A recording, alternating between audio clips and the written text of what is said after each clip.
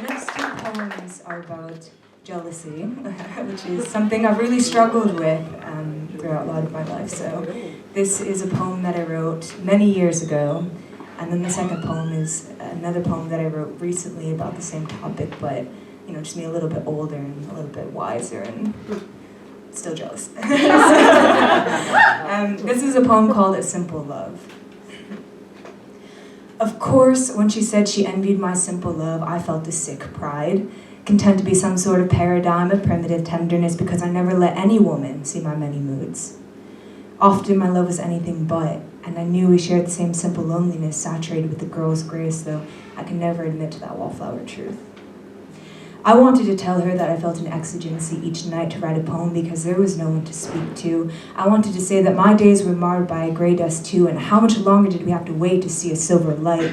I wanted to confess that my handful of love had turned into sickness over time, and now nothing, or almost nothing, and that I searched for that common solace too.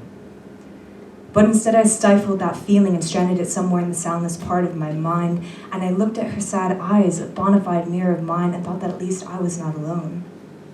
And when I later thought of my simple love, swooning and sick, I wrote a poem for no one else but us, hoping that we would each find our own way.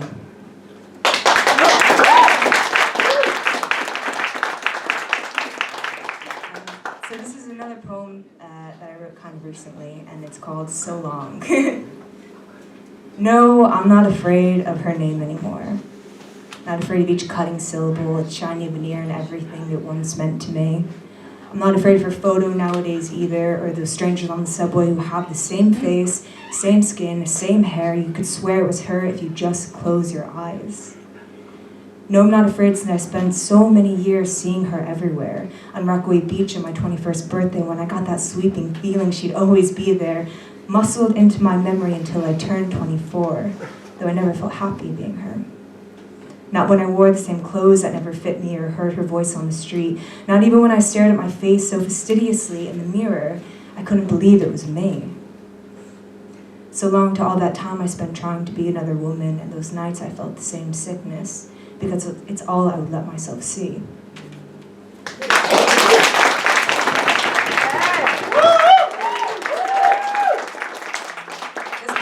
Called A Silver Storm.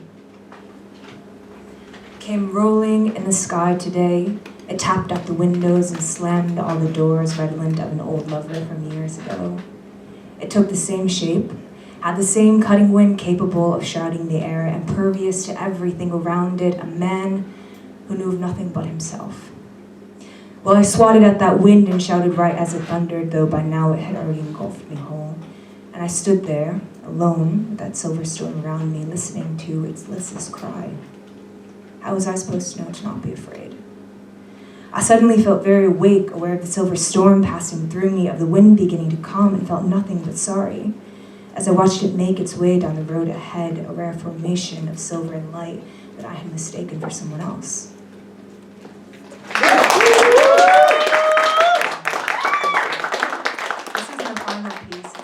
Supernatural light.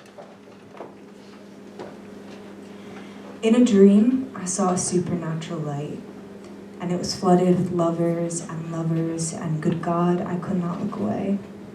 And in this dream, in the span of 5 minutes at length, we talked for several hours straight and did not discuss Libya or leftists or the Middle Eastern plight. Time cycled through waves of pink and blue, stillness, and a new ink of love. It all seemed very true yet foreign, unfamiliar to my callow tongue, but still kind, though I recall the dream anecdotally. I woke beneath bedsheets with an ache like a phantom limb, but spoke aloud and chose to delve into the deep, unchristened liberty of life rather than fall back asleep.